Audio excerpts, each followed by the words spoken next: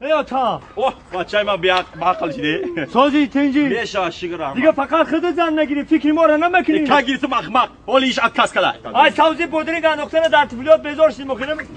میتم تا بچم همی که نوبت رسی همی که روز ساعت کی رسید میتم تو و کی نوبتی ما میرسه میشه همیشه فکرتا میکنم داماد و عروس را تکلیف میکنه مرحمت آخر سر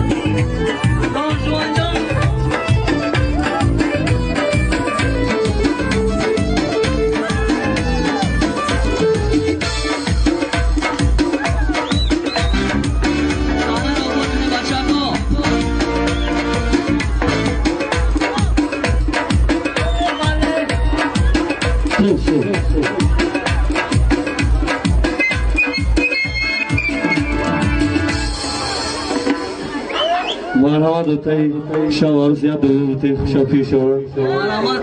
یک عمر با عروست هم سفر باش اینطوری که این دلبر که دیلو بست بر تو در راه زندگی شیر و شکر باش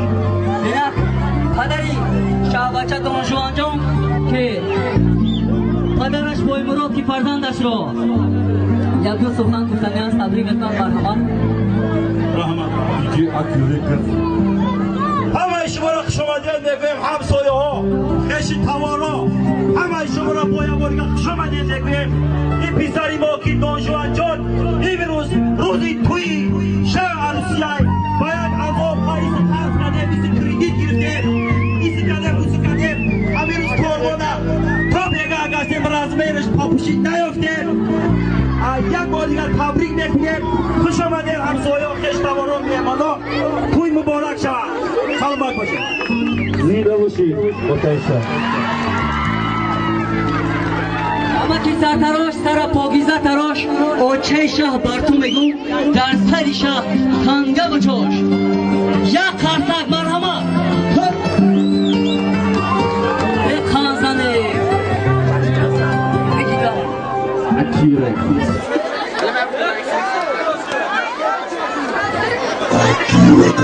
بسر شبه